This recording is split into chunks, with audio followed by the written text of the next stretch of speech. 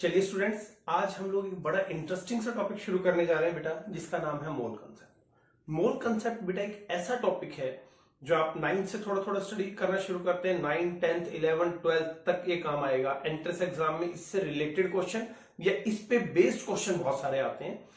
तो आज हम टॉपिक को इस ढंग से करेंगे कि इसके बाद मोल कंसेप्ट का इश्यू आपका खत्म हो जाए, कोई टेंशन ही नहीं रहे। मोल क्या होता है, एटॉमिक मास क्या होता है, ग्राम एटॉमिक मास क्या होता है, वो सब आज हम लोग कंपाइल करेंगे। तो सीरियसली टॉपिक को एंजॉय करें। तो आज का जो हमारा टॉपिक होने जा रहा है बेटा, उसका नाम है मोल कंसेप्ट।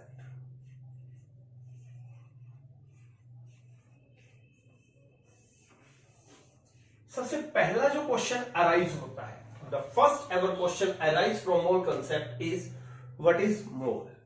मोल होता क्या है, ठीक है।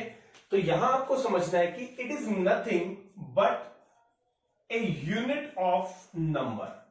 Unit of number. For example, मान लीजिए लोकल लेवल पे हम एक यूनिट यूज करते हैं डजन, है ना, जिसको हम हिंदी में दर्जन कह देते हैं।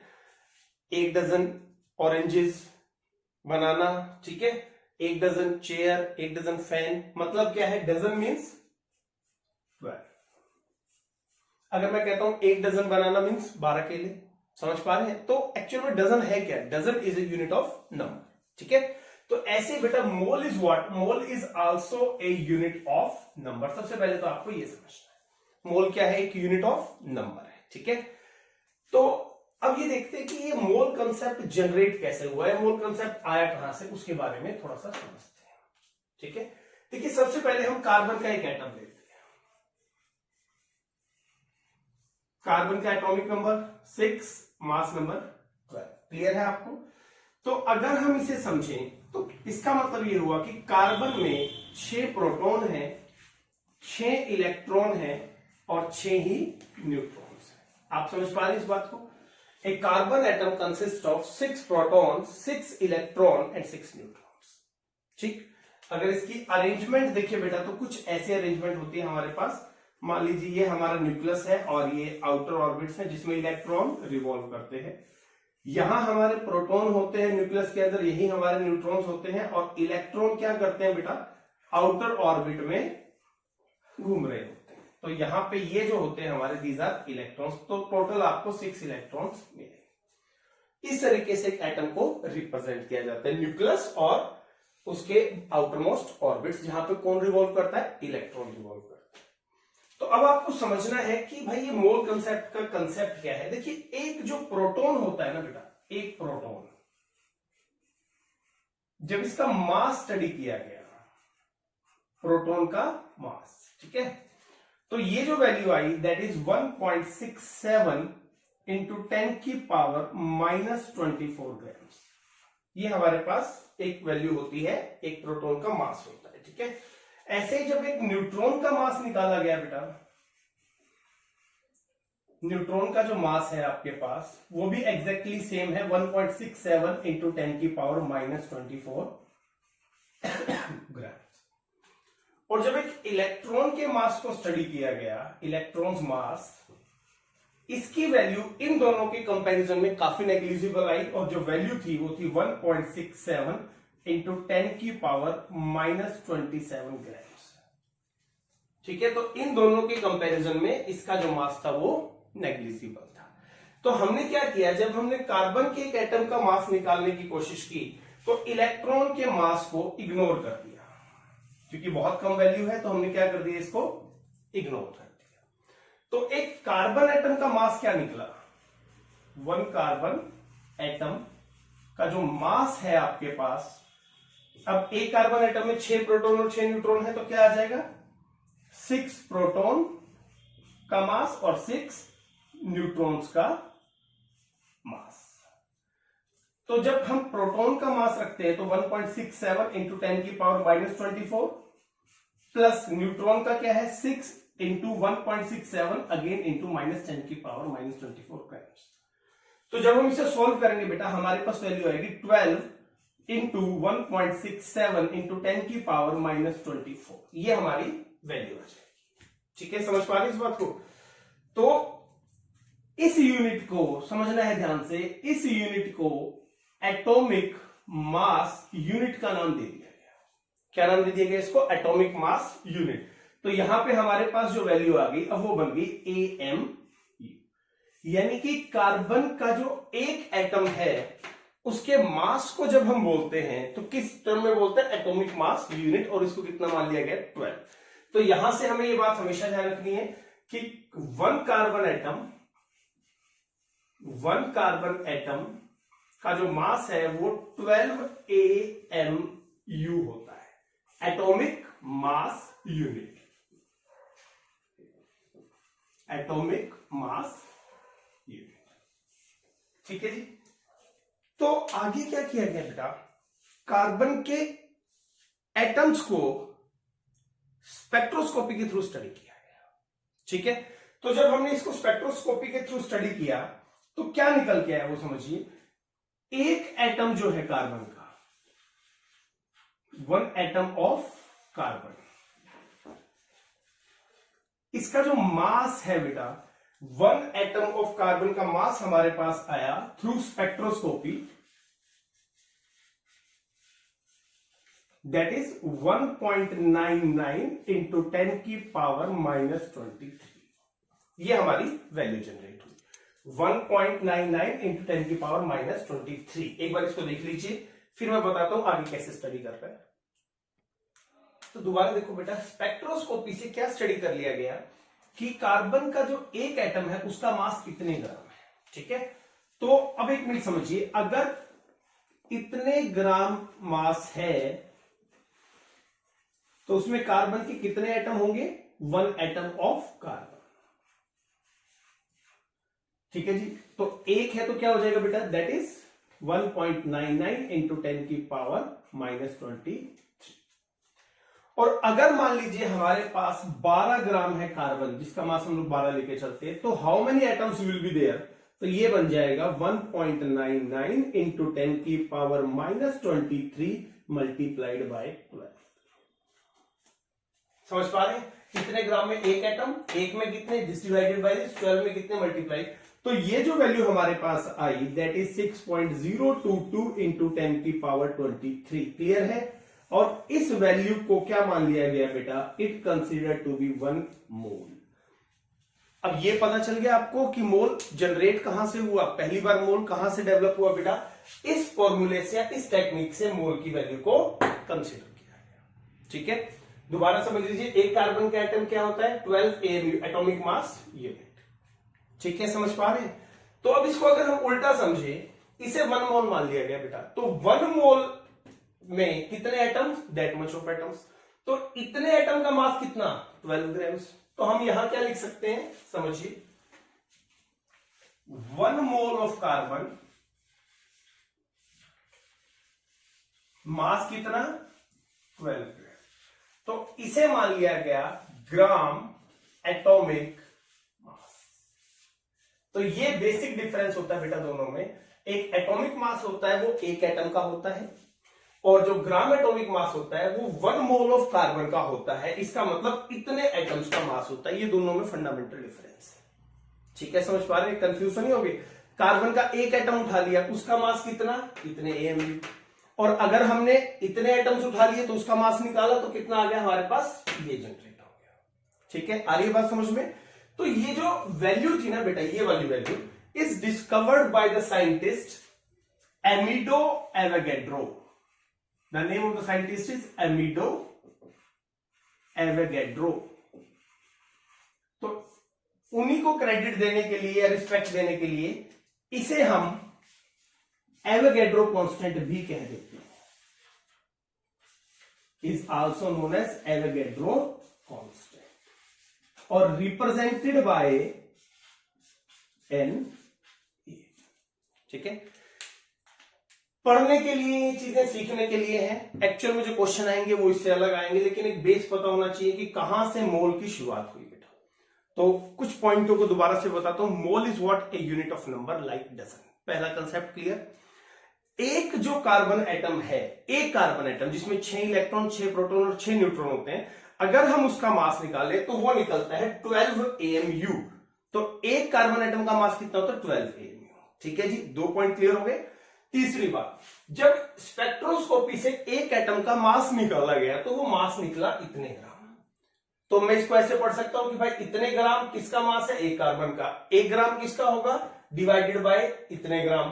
तो 12 ग्राम, क्योंकि कार्बन का मास हमें पता है 12 ग्राम है, तो उसमें कितने एटम होंगे, तो मल्टीप्लाई करने पे हमारा आंसर आया 6.022 इंटू 10 की power 23।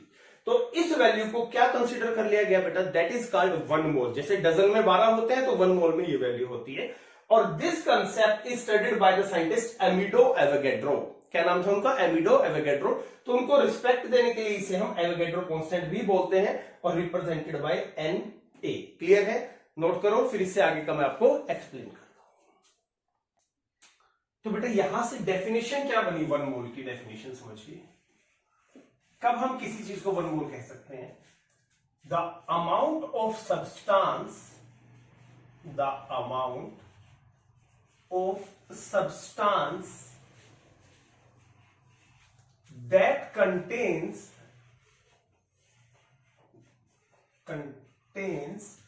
exactly same number of atom as are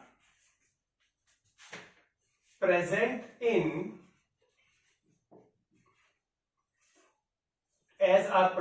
12 grams of carbon 12। यानी कि समझिएगा, ये कोई चीज है बेटा, मैं इसको 1 मोल कब बोल सकता हूं, मैं तभी बोल सकता हूं इसको 1 मोल जब इसमें जो एटम्स हैं, जितने भी एटम हैं, वो कार्बन के 12 ग्राम में जितने एटम होते हैं उसके बराबर हो। और कार्बन के 12 ग्राम में एटम होते हैं एवोगैड्रो नंबर। तो सीधी सी बात है, ये सब्सटेंस कब 1 मोल होगा, जब इसके अंदर इसका वो अमाउंट जिसमें एवोगैड्रो नंबर के बराबर होंगे। क्लियर है, समझ पा रहे हैं। चलिए अब इसको सिंप्लीफाई करते हैं, क्वेश्चंस कैसे आएंगे इसके वो समझिए। इसके लिए ना आपको एक हल्का सा फ्लो चार्ट टाइप में बनाना है, समझिए बेटा। ये है 1 मोल,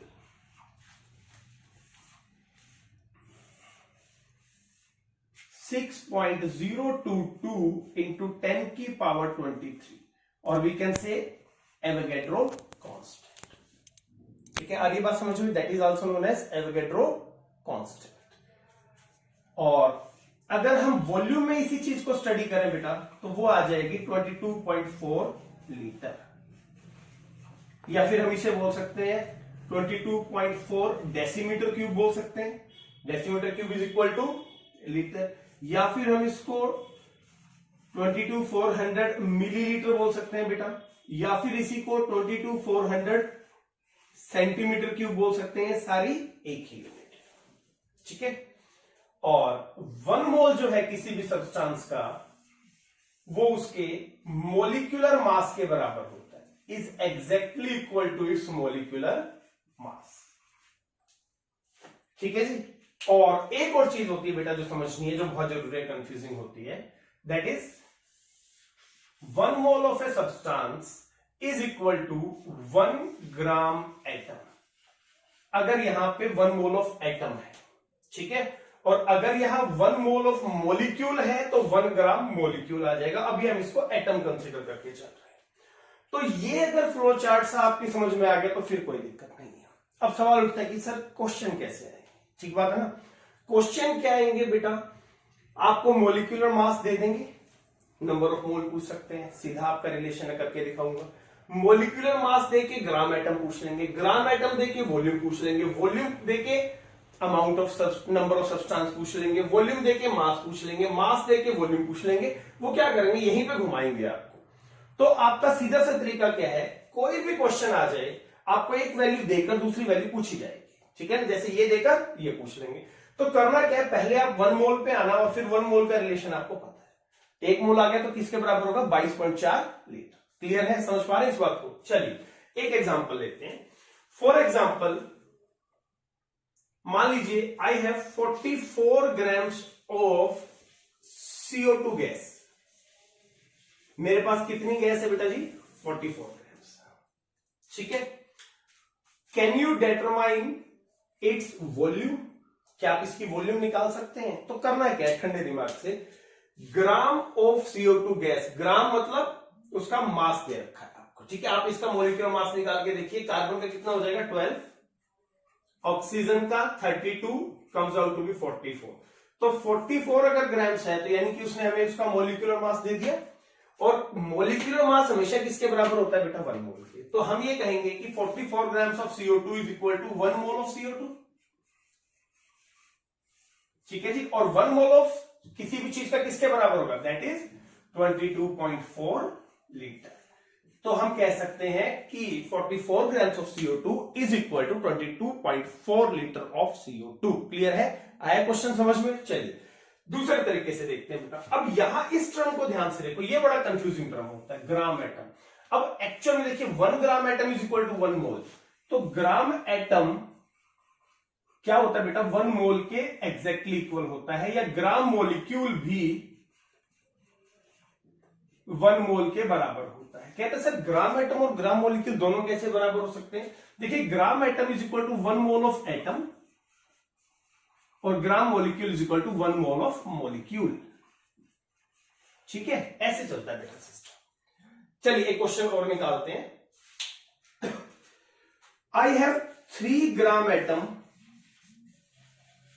of sodium. I have 3 gram atom of sodium. Determine its volume. Determine its volume. हालांकि मेटल है, सॉलिड है, लेकिन हम मोल कंसेप्ट को समझने के लिए, अभी ग्राम एटम किसके बराबर होता है 1 मोल के। तो 3 ग्राम्स एटम है तो exactly equal to 3 moles of sodium, ठीक है जी। 1 मोल होता है तो 22.4 लीटर, तो 3 मोल हो जाएगा, तो आपका आंसर आ जाएगा 3 इंटू 22.4 लीटर।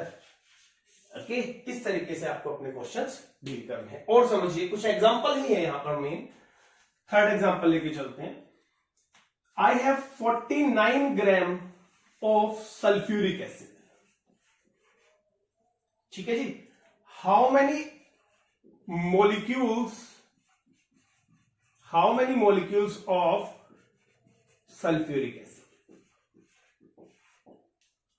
मेरे पास 49 ग्राम सल्फ्यूरिक एसिड है, बताइए मेरे पास सल्फ्यूरिक एसिड के कितने मॉलिक्यूल्स हैं। अब इसमें आपको क्या करना है बेटा, सबसे पहले सल्फ्यूरिक एसिड का मास निकालना है। हाइड्रोजन का मास 1, 2 हाइड्रोजन है तो 2, सल्फर का 32, ऑक्सीजन का मास होता है बेटा 16, 4 ऑक्सीजन है तो 64, तो ये वैल्यू आपकी आ गई 98 ग्राम, ठीक है, दैट इज 98 ग्राम। तो 98 ग्राम क्या होता है बेटा, ये है सल्फ्यूरिक एसिड का मोलिकुलर मास। क्या है इसका मोलिकुलर मास। अब आ जाइए अपने चार्ट पे, मोलिकुलर मास किसके बराबर होता है 1 मोल के। अभी मोलिकुलर मास कितना है 98, तो मैं क्या लिख सकता हूं भाई 98 ग्राम अगर सल्फ्यूरिक एसिड है, 98 ग्राम्स ऑफ सल्फ्यूरिक एसिड, तो it means 1 mole of sulphuric acid. लेकिन मेरे पास कितना है 49, तो 1 है तो 98, और 49 ग्राम्स होगा तो मल्टीप्लाइड बाय 49, यानी कि मेरे पास हाफ मोल है बेटा किसका, सल्फ्यूरिक एसिड का। I have half mole of sulphuric acid. तो अगर 1 मोल सल्फ्यूरिक एसिड होगा तो इतने एटम्स या इतने मॉलिक्यूल्स होंगे, तो हाफ में क्या हो जाएगा। अब देखिए if 1 mole then particles will be Avogadro number, तो हाफ में क्या हो जाएगा, हाफ मोल के केस में क्या हो जाएगा Na डिवाइडेड बाय 2, तो ये आपका आंसर आ जाएगा, ठीक है, समझे हैं। चलिए अब एक बार इसको नोट डाउन करो, फिर मैं कुछ और एग्जांपल से मोल कंसेप्ट वो आपका सॉलिडिफाई करवाता हूं। चलिए बेटा अब एक काम करते हैं, ये बुक है हमारे पास टाटा मैकग्रा-हिल का physical chemistry. Physical chemistry numerical के लिए बड़ी शानदार बुक है, बहुत सारे जेई के क्वेश्चंस जो है वो इसके अंदर है। तो अब हम क्या करते हैं, मोल कंसेप्ट के जो क्वेश्चन इसके अंदर दिए गए हैं वो क्वेश्चन हम लोग डिस्कस करते हैं, ताकि हमें पता चले कि भाई हम जेई लेवल के क्वेश्चन कर पाएंगे या नहीं कर पाएंगे, ठीक है। तो देख लेते हैं एक बार किस तरीके के क्वेश्चंस हैं। चलिए ओके शुरू करते हैं बेटा। फर्स्ट क्वेश्चन है, ध्यान से देखिए, 22 grams of CO2, 22 grams of CO2, how how many CO2 molecule will be there? How many CO2 molecule will be there? कितने ग्राम CO2 में CO2 के कितने मॉलिक्यूल होंगे? अब लगाइए दिमाग, सोचिए क्या करना है। सबसे पहले अपने फंडामेंटल चीजों पे आ जाना है। देखिए CO2 का मॉलिक्यूलर मास कितना होता है? 44 ग्राम्स। प्रैक्टिस से याद हो जाएगा। कार्बन का 12, ऑक्सीजन का 16, दो ऑक्सीजन है तो 32 plus 12 comes out to be. तो अगर इतने ग्राम CO2 होता तो इसका मतलब 1 मोल होता हमारे पास CO2 का, 1 मोल ऑफ CO2। तो जो CO2 के मॉलिक्यूल्स होते हैं बेटा वो एवोगैड्रो नंबर के बराबर, क्योंकि 1 mole is equal to Avogadro number. लेकिन अभी हमारे पास क्या है? इससे हाफ है, इसका मतलब इसका भी हाफ कर दे और इसका भी हाफ कर दे, तो ये आपका आंसर आ जाएगा एवोगैड्रो बाय 2, और you can say 3.022 something into 10 की पावर 23। तो ये आपको ऑप्शन अपना चूज करना। समझ पा रहे हैं क्वेश्चन कैसे आएंगे? और देख लीजिए बेटा और क्या क्वेश्चन कह रहे हैं। कहते हैं actual mass of A molecule of carbon dioxide. Carbon dioxide के एक मॉलिक्यूल का आपको एक्चुअल मास निकालना है, ठीक है? तो कार्बन डाइऑक्साइड लिखिए, इसका ग्राम एटॉमिक मॉलिक्यूलर मास क्या हो जाएगा? 44 ग्राम्स। और 44 ग्राम्स में कितने मोल होते हैं? 1 मोल। और 1 मोल में कितने पार्टिकल? Avogadro particles. इसने अब क्या कहा बेटा? 1 मॉलिक्यूल का मास निकाल के बताओ, 1 मॉलिक्यूल। तो हमें समझना है कि अगर इतने मॉलिक्यूल हमारे पास हों, 23 मॉलिक्यूल्स, तो हमारा मास कितना आता है? 44 ग्राम्स आता है। कितने मॉलिक्यूल्स? 44 ग्राम्स। एक मॉलिक्यूल होगा तो क्या हो जाएगा? डिवाइडेड बाय दिस 6.022 इंटू 10 की पावर 23। तो आप इसको ऊपर ले जाइए, सॉल्व कर लीजिए। अप्रोक्स वैल्यू किसके करीब आनी चाहिए आपकी? ऊपर चल जाएगा 7 पॉइंट समथिंग कुछ वैल्यू आएगी आपके पास, इंटू 10 की पावर -23 ग्राम्स। ये आपका आंसर होना चाहिए। एक बार हम लोग देख लेते हैं क्या वैल्यूज हमें दे रहे हैं। ये ऑप्शन दे रहे हैं बेटा 44 ग्राम्स के बराबर, बिल्कुल नहीं हो सकता। नेक्स्ट वन इज 44 के बाद इन्होंने दिया है दैट इज 2.45, नहीं हो सकता। 3.98 नहीं हो सकता। दैट इज 7.3 इंटू 10 की पावर -20। ठीक है जी, तो ये हमारा नियरेस्ट आंसर होगा। इस तरीके से आपको अपने क्वेश्चन सॉल्व करने हैं। अभी एक दो क्वेश्चन की प्रैक्टिस और करवाता हूं बेटा। Volume occupied by 14 gram of nitrogen at STP. ठीक है, एसटीपी का मतलब standard condition. 14 grams of nitrogen दे दिया, ठीक है, nitrogen gas.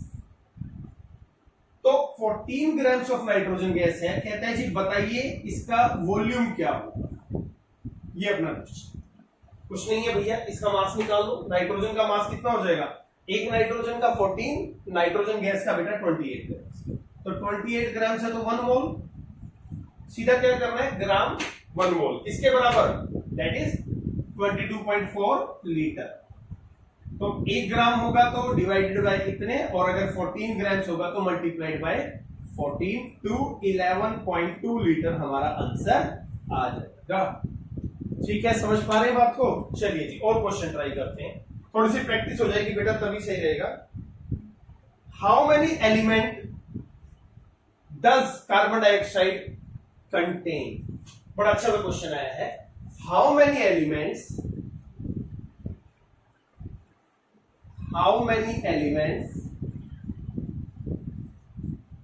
does CO2 contain? चलिए कोशिश कर सकता है कोई स्टूडेंट इस क्वेश्चन को करने की? मारिए एफर्ट, मारिए फटाक से, जल्दी से सोचो। पोस्ट कर लो वीडियो को और जल्दी से कैलकुलेट करके अपना अपना आंसर लिख लो, फिर हम चेक करते हैं कि आंसर क्या होगा। चलिए अब देखते हैं। चलिए मुझे एक बात बताइए, यहां पर CO2 कितना दिया है? How many elements does CO2 contain?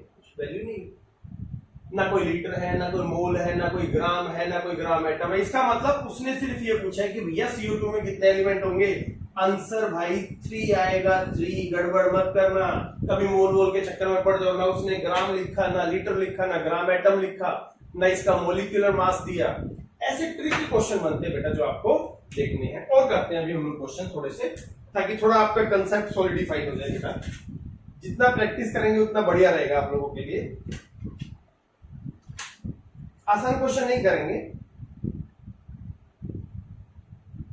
Okay, हमारा जो कंसेप्ट था उस पर क्वेश्चन आ गया बेटा। What is the mass of 1 AM? What is the mass of 1 AM? याद कीजिए इनिशियल फेज में हमने लेक्चर में लिखा था। तो 1 AMU is equal to 1.66 into 10 की पावर -24। ये आपका आंसर आ जाएगा अगर ये क्वेश्चन कभी एग्जाम में आता है तो। ठीक है, आगे देखें क्वेश्चंस को। बहुत सारे क्वेश्चन मिल जाएंगे आपको, दुनिया भर के क्वेश्चन मिलेंगे बेटा।